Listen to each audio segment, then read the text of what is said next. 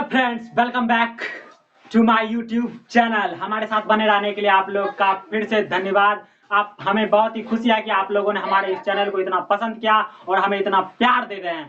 तो आज के क्लास में हम टॉपिक करेंगे जितने भी स्फेरिकल मिरर से रिलेटेड जितने भी इंपॉर्टेंट पॉइंट होते हैं वो सारे पॉइंट को हम कवर कर लेंगे और उनका डेफिनेशन और उसके फिगर सहित हम इस कॉन्सेप्ट को क्लियर करेंगे। तो चलिए इसी के साथ आगे बढ़ते हैं और स्टार्ट करते हैं। तो बने रहिए हमारे साथ इश्क विद फिजिक्स के फैमिली के साथ।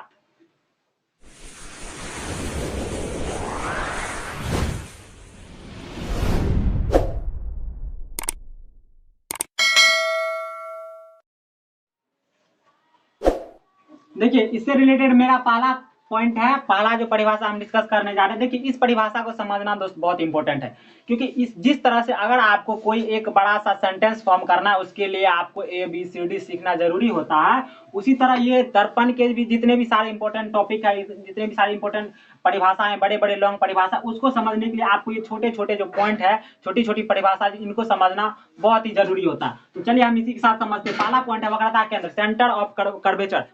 तो इसकी परिभाषा है, गोलीय दर्पण जिस खोखले गोले का एक भाग होता है उस गोले के केंद्र को उस दर्पण का वक्रता केंद्र कहते हैं। देखिए परिभाषा के, अगर मान के चलिए एक हम गोला बनाते हैं, ये मेरा गोला हो गया, इसका जैसे ये सेंटर हो गया। अगर इसको जैसे ये खोखला गोला है, ये कोई ठोस गोला नहीं, ये क्या है, खोखला गोला। तो अगर आप ये गोला बनेगा तो एक कोई पॉइंट लेकर ऐसे ऐसे इसको घुमा करके आप इसका एक जो सेंटर होता है, यानी कि जो केंद्र होता है, इसी केंद्र को इस गोले, इस दर्पण का, अगर यहाँ पे हम दर्पण फॉर्म करें तो यहाँ दो टाइप से दर्पण फॉर्म हो जाता है। पहला टाइप से कैसे हो जाता है, एक हमको ये बाहर की तरफ से कलई कर देते हैं और ये क्या होता है, एक अंदर की तरफ से कलई कर देते हैं। लेकिन ये पूरा एक गोलीय दर्पण है, ये अलग, हम डिवाइडेशन अलग में बाद में पढ़ेंगे। लेकिन पहले आप इस दर्पण को समझिए कि कहने का मतलब जैसे ये गोला बन गया, ये गोला का जो केंद्र है, तो यही केंद्र इस दर्पण का, ये जो दोनों दर्पण फॉर्म हुआ, इस दर्पण का क्या है, वक्रता केंद्र है। ये क्या हो गया, वक्रता केंद्र। अगर आप इसमें एक पॉइंट लिखे तो यहाँ पे लिख सकते हैं, यहाँ पे लिखिए वक्रता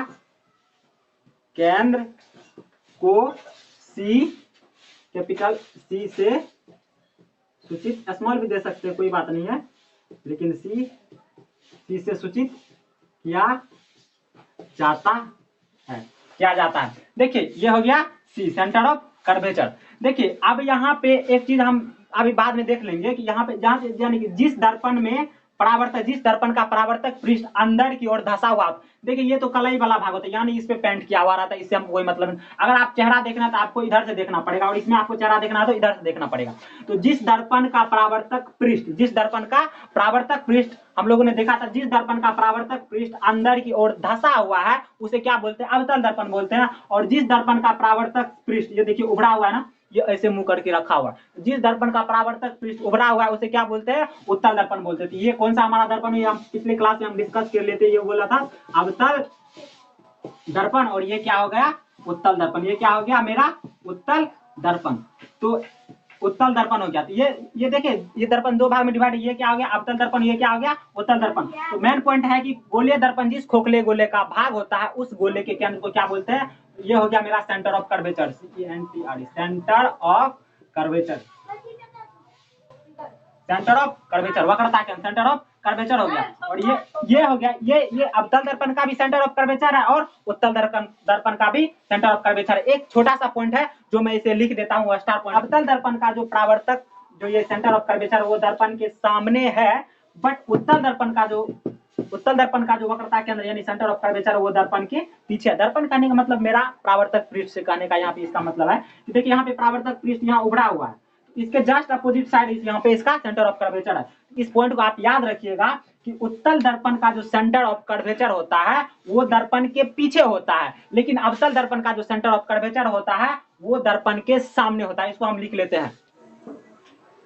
देखिए क्या है, वही बात है, अवतल दर्पण का वक्रता केंद्र दर्पण के सामने होता है, जबकि उत्तल दर्पण का वक्रता केंद्र दर्पण के पीछे होता है। आप इसको नोट डाउन कर लीजिए। देखिए दोस्त, आप जो भी इंपॉर्टेंट पॉइंट होता है आप उसको प्लीज नोट डाउन कीजिए। देखिए आपको PDF मिल जाता है, किसी भी, अगर आप डिजिटली पढ़ाई करते हैं आपको पीडीएफ मिल जाता है, लेकिन उससे आपकी हैंड राइटिंग जो होती है वो सुधार नहीं होता। प्लस आप अगर किसी चीज, पहले लोग नोट्स क्यों बनाते थे, क्योंकि अगर आपने नोट्स बनाया और जो पढ़ा आपने उसको अगर आपने एक प्रॉपर वे में लिख लिया तो उससे प्लस आपका जो कॉन्सेप्ट होगा वो भी क्लियर होगा, प्लस आपकी हैंड राइटिंग बनेगी, और प्लस जो चीज आपके नोटबुक में लिखा हुआ है वो आप इसका अच्छे से एनालिसिस कर, जब आप लिखते हैं ना तो सिर्फ आप लिखते नहीं है, वहां पे आपका एनालिसिस होता है, आपको याद होता है, और प्लस वो आपका हैंड राइटिंग में भी सुधार होता है। और एक चीज मैं आप लोगों से कह दूं कि कभी भी अगर आप कुछ लिख रहे हो तो ऐसे जनरल, मतलब हमको याद नहीं है, हम ऐसे करके लिख दे रहे हैं, ऐसे कभी मत लिखिए। कहने का मतलब आप बैठे हैं, नींद नहीं आ रहा, आराम से जब भी आप कोई भी चीज पढ़े लिखने तो आराम से लिखने बैठे, क्योंकि ये आपकी आदत बन जाती है दोस्त।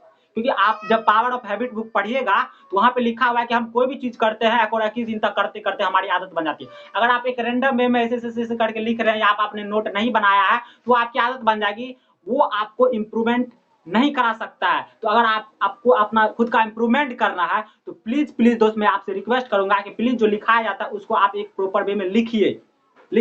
और इससे क्या होगा कि आपकी जो मेमोरी है वो, आप ये सबको पता है, बस हम लोग करना नहीं चाहते, क्योंकि हम लोग डिजिटली इतने एडिक्ट हो गए हैं कि हम सोचते हैं कि सबको हमको आगे आगे पड़ोसा मिल जाए।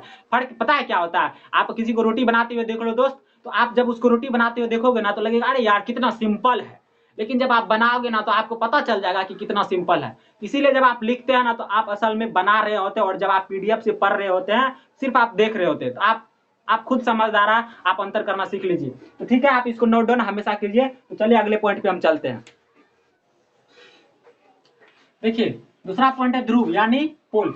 परावर्तन करने वाले गोलीय पृष्ठ के मध्य बिंदु को, जो भी पृष्ठ होता है जो परावर्तन करते हैं उसके जो गोलीय पृष्ठ होता है उसके मध्य बिंदु को हम क्या बोलते हैं, पोल कहते हैं। देखिए अगर आप ऐसे गोला खींच रहे तो उसका कोई ना, जैसे कि अगर ये अलग अलग डिवाइड कर दे तो इसका कोई ना कोई मिडिल पॉइंट होगा, इसका कोई ना कोई मिडिल पॉइंट होगा। यहाँ पे जो ये मेरा अवतल दर्पण है, ये कौन सा दर्पण है, अवतल दर्पण। ये कौन सा है, अवतल दर्पण। और ये कौन सा है, कनकेव मिरर, उत्तल दर्पण। ठीक है ना, इनका जो मिडल पॉइंट होता है, और यहाँ पे जैसे ये अलग अलग है, जैसे आप गोला फॉर्म कीजिएगा ना तो यहाँ से आप डिवाइड करिएगा तो ये आपको निकल जाएगा यहाँ से। तो यहाँ पे क्या कि इसका जो मिडल पॉइंट है ये इसका पोल होता है, यानी कि परावर्तन कर जो ये पृष्ठ हमको परावर्तित करती है उसका जो मिडल पॉइंट होता है वो हमारा दर्पण का पोल होता है। चलिए अगला है, इसे प्राय पी से सूचित किया जाता है, मुख्य अक्ष या प्रधान अक्ष। मुख्य अक्ष या प्रधान अक्ष, देखिए इसका अगर डिफिनेशन अगर आप इसको समझिए कि गोलीय दर्पण, जैसे ये कोई एक मेरा दर्पण है, ये क्या है, गोलीय दर्पन। आप इसको अलग अलग डिवाइड कर दीजिए, ये मेरा, जैसे इसको आप ये इससे नहीं हुआ, जैसे यहाँ ये मेरा क्या हो जाता है, इसके फॉर्म करके हम सेंटर ऑफ कर्वेचर बना देते हैं। तो अगर हम इसको करें तो ये मेरा अवतल दर्पण बन जाता है, और अगर इसके मतलब कलई कर दे तो अगर ये इसको कलई कर देते मेरा उत्तल दर्पण बन। तो अगर इसकी पोल की बात करिए, ये तो सेंटर ऑफ कर्वेचर हो गया, ये सेंटर ऑफ कर्वेचर हो गया यानी कि वक्रता केंद्र, और ये क्या हो गया मेरा पोल हो गया, ये अवतल दर्पण का पोल हो गया, ये क्या हो गया उत्तल दर्पण का पोल हो गया। तो दर्पण के ध्रुव यानी कि मुख्य अक्ष या प्रधान अक्ष का परिभाषा क्या है, दर्पण के ध्रुव और वक्रता केंद्र से होकर गुजरने वाली सरल रेखा को क्या बोलते हैं, उस दर्पण का प्रधान अक्ष या मुख्य अक्ष कहते हैं। ये यानी कि मान लीजिए ये ध्रुव है और ये हमारा ध्रुव तो दोनों है, यानी कि उत्तल दर्पण का और ये किस दर्पण का, अवतल दर्पण का है। जैसे ही एक सरल रेखा इधर से पास आउट करेगी तो यहाँ से जैसे ही पास करेगी तो ये देखिए ध्रुव से गुजर रही है। तो अगर हमको सेपरेट दर्पण दे दे, मान लीजिए अगर सेपरेट दर्पण, तो दर्पण के ध्रुव और वक्रता केंद्र से होकर गुजरने वाली रेखा को क्या बोलते हैं, पीए बोलते हैं। पीए फॉर प्रिंसिपल एक्सिस, प्रधान अक्ष या मुख्य अक्ष बोलते हैं। उसी तरह अगर उत्तल दर्पण की बात करें, उत्तल दर्पण के भी परिभाषा तो सेम ही है, यानी कि दर्पण के ध्रुव और वक्रता केंद्र से होकर गुजरने वाली रेखा को प्रधान अक्ष या मुख्य अक्ष कहते हैं। तो आई होप आप लोग इसे समझ गए होंगे। तो चलिए हम आगे बढ़ते हैं और देख लेते हैं अगले पॉइंट पे हम। तो चलिए इसी के साथ आगे बढ़ते हैं, देखते हैं अगला पॉइंट कौन सा है। चलिए मेरा अगला पॉइंट है वक्रता त्रिज्या यानी कि रेडियस ऑफ कर्वेचर। गोलीय दर्पण जिस खोखले गोले का भाग होता है उस गोले की त्रिज्या को क्या बोलते हैं, उस दर्पण का वक्रता त्रिज्या बोलते हैं। ठीक है, रेडियस ऑफ कर्वेचर। और दूसरी परिभाषा की बात करें, ये आपका, इसको हम अलग अलग डिवाइड कर लेते हैं। ये मेरा अवतल दर्पण हो गया और ये मेरा उत्तल दर्पण हो गया, यानी कि ये क्या हो गया, ये हो गया मेरा सेंटर ऑफ कर्वेचर। इसको हम अलग अलग कर दे, जैसे कि इसका अलग अलग पॉइंट बना लेते हैं, जैसे इसका अलग अलग पॉइंट मान लेते हैं। चलिए अलग अलग समझ लेते हैं, ये हमको समझ कहने का मान, ये हो गया मेरा अवतल दर्पण। ये क्या हो गया, अवतल दर्पण। ये मेरा सेंटर ऑफ कर्वेचर जो कि हम बनाते हैं गोला करके, ऐसे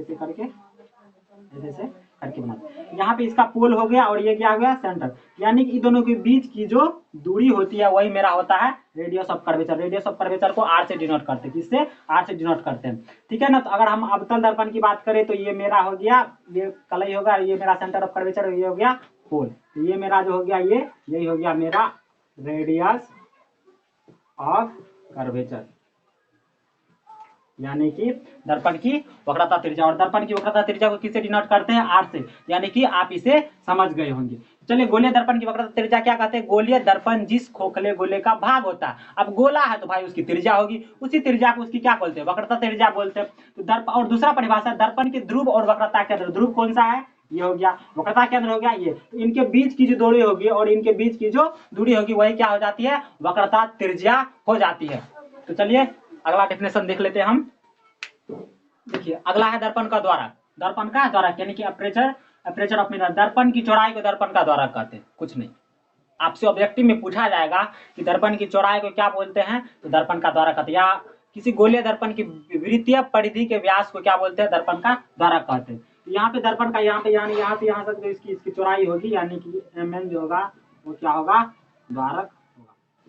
तो चलिए, आई होप हाँ इतने जो सारे 5 तरह के जो डिफिनेशन लिखाए गए हैं आप उसे समझ गए होंगे और अच्छी तरह से समझ गए होंगे। अगर नहीं समझे तो प्लीज मुझे कमेंट करें, तो हम उसको एक बार अच्छे से और समझाने की कोशिश करेंगे। या आप ऐसे उसमें समझाने वाली कोई बात नहीं है, बस आप एक अगर नहीं समझे हैं तो वीडियो को 1-2 बार रिपीट करके आप देख सकते हैं, तो आप उसे समझ गए होंगे, समझ जाइएगा। तो चलिए इसी के साथ इस क्लास को हम यही खत्म करते हैं और अगले क्लास में हम देखेंगे, और इससे जो हमें कुछ छूट गया है उसे हम देख लेते हैं, जैसे कि मुख्य फोकस, फोकस दूरी, ये सब हमें समझना बहुत जरूरी होता है, क्योंकि अगर हमको दर्पण को समझना है तो ये परिभाषा हमें मालूम होना चाहिए।